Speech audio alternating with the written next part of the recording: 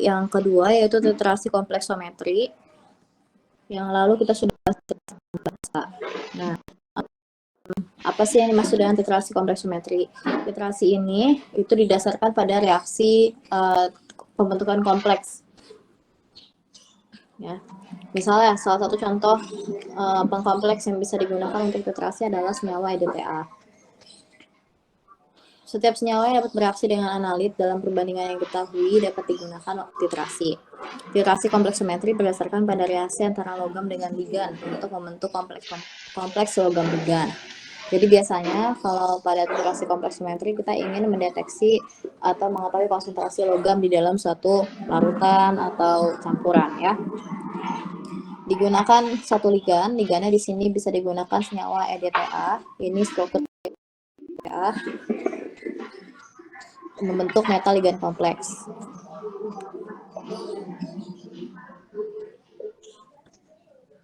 Nah, reaksinya adalah sama sih sebetulnya asam basa reaksinya, tapi dia pakai definisi asam basa Lewis.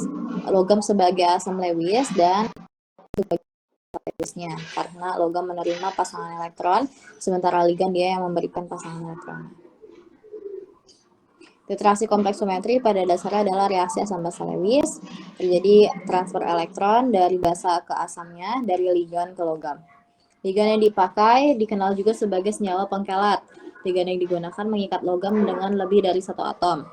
Biasanya senyawa pengkelat memiliki atom nitrogen atau oksigen. Nah, ini struktur EDTA. EDTA itu singkatan dari etilen diamin tetraasetik acid. Jadi ada 2 gugus amin dan 4 gugus asetat yang bisa berinteraksi dengan logamnya, bisa mengkelat logam. Kemudian ligan-ligan lain yang bisa digunakan ada nitril triacetic acid, kemudian ada DTPA, ada DCTA, ada EGTA.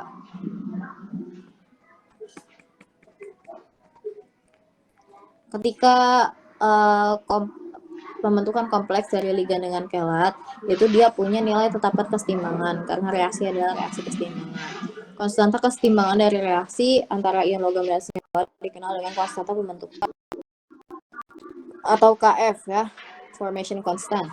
Penggunaan yang berbeda memberikan untuk misalnya pada kita bahas kelarutan, nama kesetimbangannya kesetimbangan solubility atau KSP.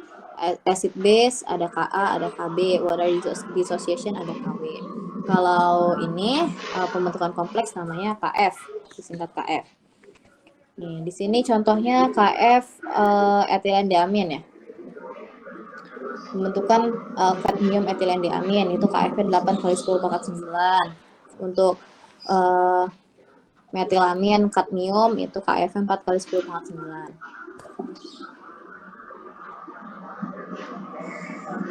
Efek kelat. Umumnya senyawa pengkelat dengan lebih dari satu pasang elektron untuk didonorkan akan membentuk senyawa kompleks yang lebih kuat dibandingkan yang memiliki satu pasangan elektron. Biasanya lebih dari satu oksigen atau nitrogen dan harga KF lebih besar. Contohnya di sini ya.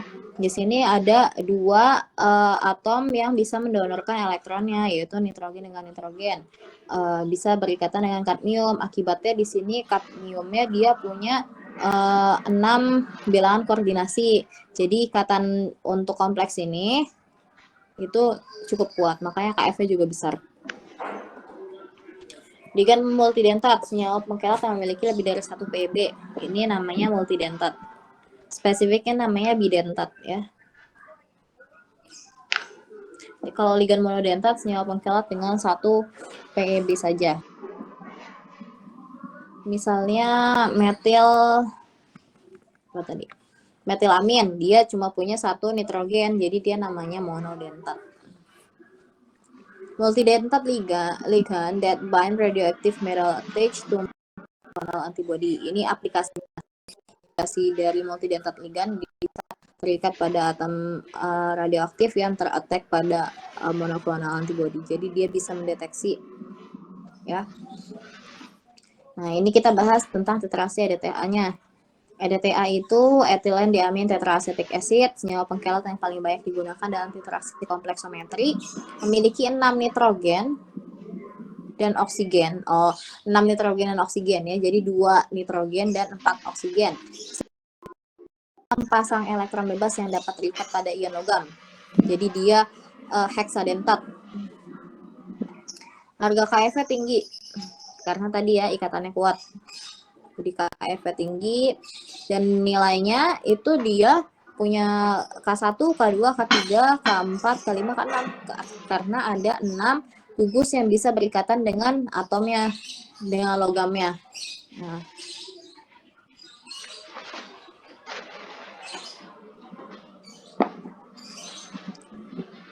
ini reaksi pembentukan kompleksnya.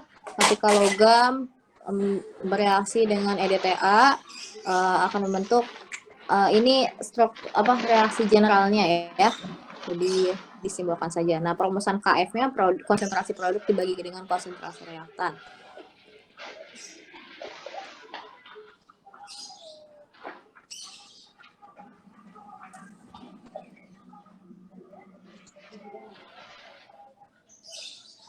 Ibu sih, dan ya. Banyak yang belum di atas ya itu. Kenapa? Banyak yang belum di atas ya. Enggak ada notifikasinya.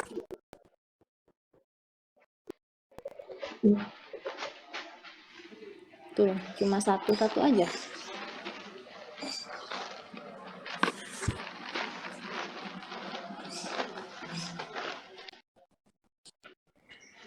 Nah, dia itu sangat dipengaruhi oleh pH ya, karena dia punya gugus asam dan basa. Yang asamnya adalah si karboksilatnya, untuk yang basanya bagian aminnya. Jadi kalau kita pakai pH tertentu, gugus tertentu saja begitu. Nah, ini contoh titrasi asam EDTA. Ya, mau minta kuota mah. Nanti lah. Ini penjelasan perhitungannya di sini. Ini untuk penentuan pH yang tepatnya untuk kompleks Mg dengan EDTA.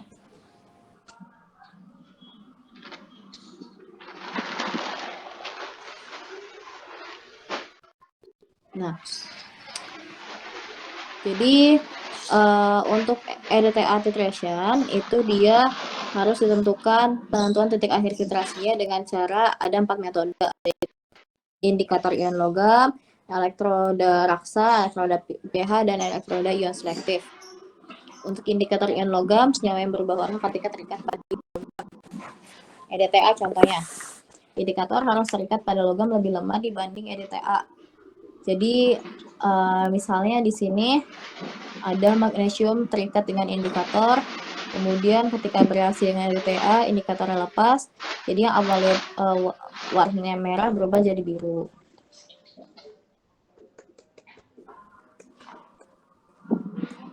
Nah, di sini contoh indikator yang digunakan untuk titrasi magnesium dengan EDTA adalah area.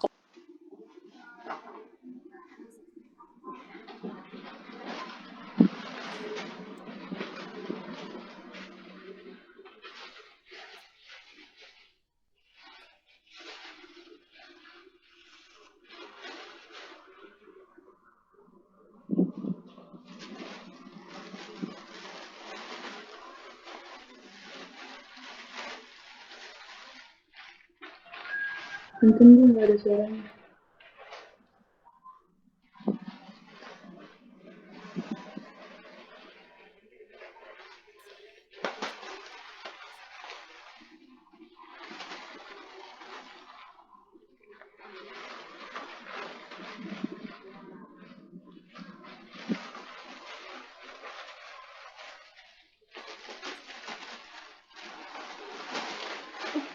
Ibu punten suaranya hilang.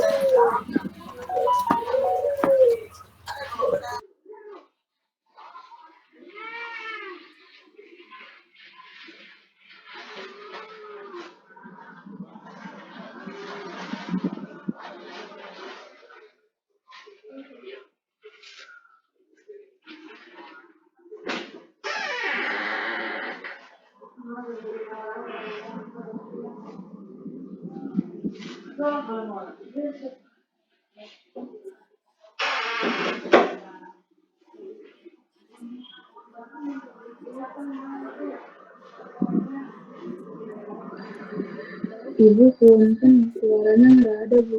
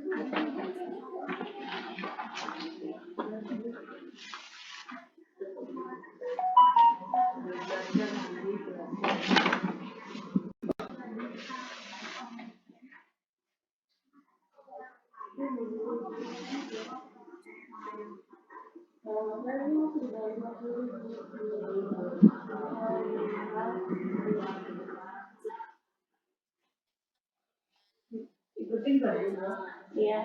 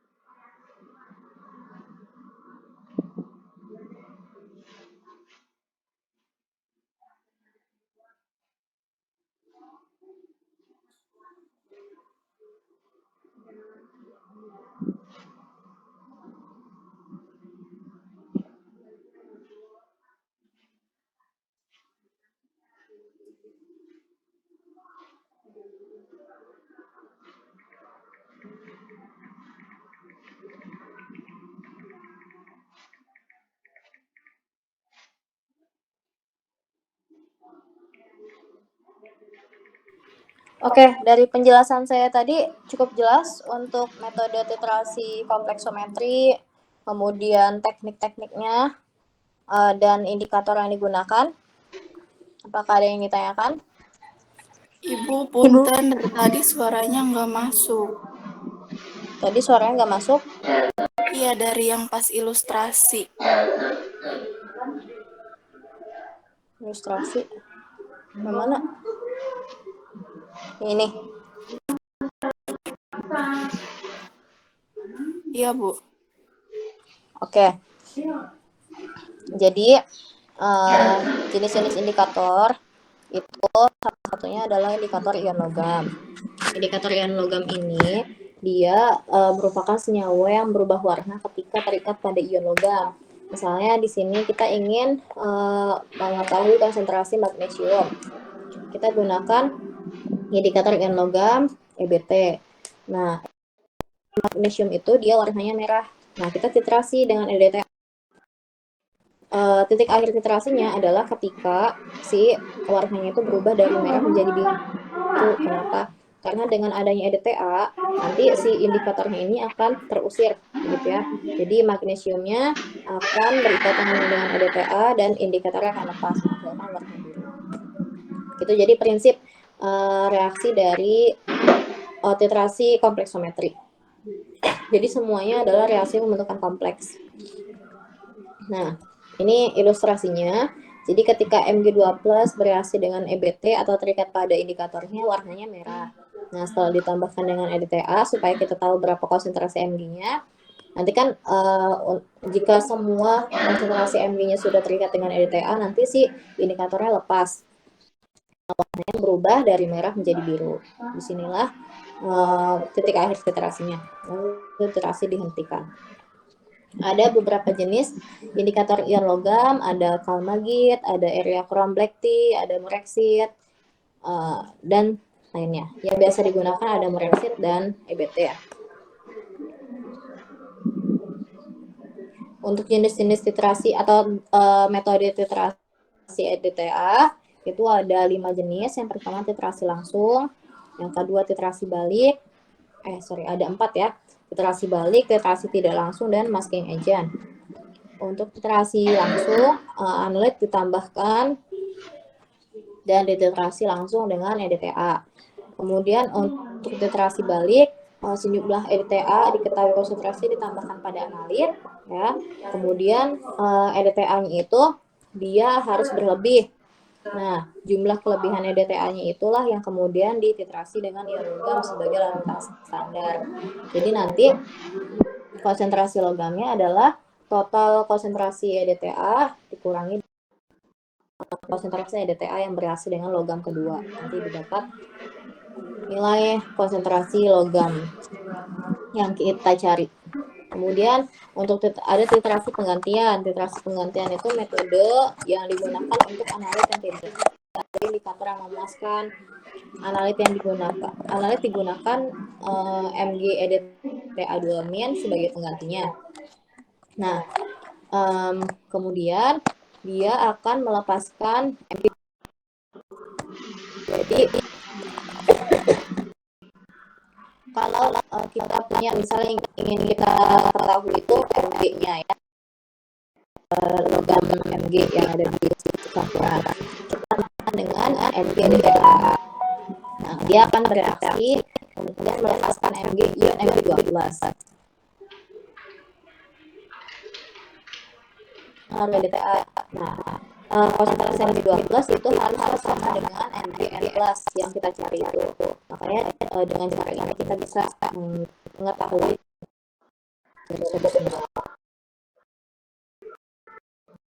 kalau intensitas logamnya indikator sesuai. Artinya indikator itu tidak stabil dan sebagainya. Sudah bahas syarat-syarat indikator kita bahas titrasi tidak langsung ini digunakan untuk menentukan anion yang misalnya kita ingin mendeteksi konsentrasi isotonin, jangan bisa mendadak dengan penambahan PA12. Nah, kita tambahkan PA12, endapannya disaring dan dicuci, kemudian endapan kemudian direaksikan dengan EDTA untuk menarik lagi PA12-nya. Jadi kalau kita tahu mol PA12 itu akan sama dengan, harusnya kita cari logamnya itu yang perbandingannya 1:1 dengan anion yang ingin kita cari konsentrasinya. Jadi kalau kita tahu konsentrasi PA2+, kita juga tahu konsentrasi SO4 logamnya.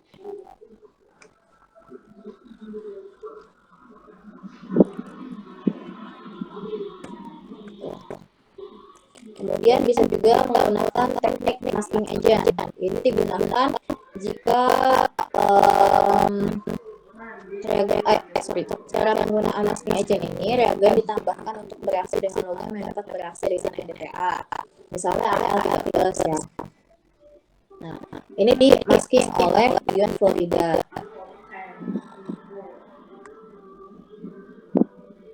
Setelah terbentuk kompleks masking agent dengan logamnya, selanjutnya dilakukan demasking. Nah, kenapa sih ini tuh dilakukan? Karena sekalipun si AL ini bisa berikatan dengan EDTA, membentuk kompleks dengan EDTA, namun yang KF-nya lebih kecil, artinya dia sulit dibentuk atau butuh waktu yang lama. Nah, kayak kita lakukan pembentukan masking agent dulu, direaksikan dengan sesuatu yang lebih mudah bereaksi dengannya.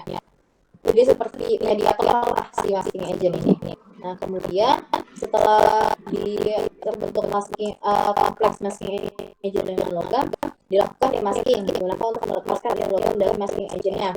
Baru di sini nanti diketahui konsentrasi dari logamnya. Gitu. Itu saya kira tentang metode filtrasi kompleksometri yang digunakan dan definisinya. Sampai sini cukup jelas?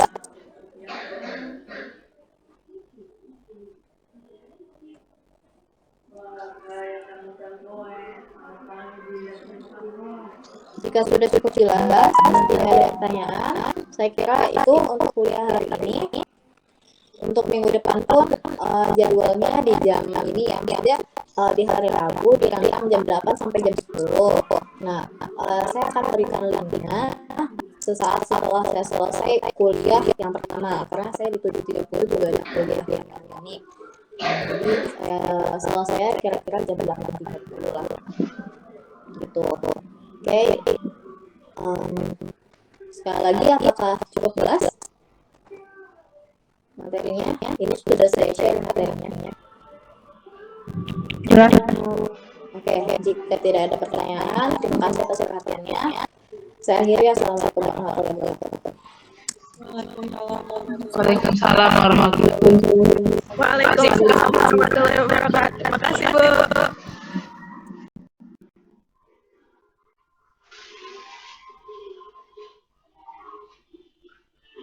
Waalaikumsalam warahmatullahi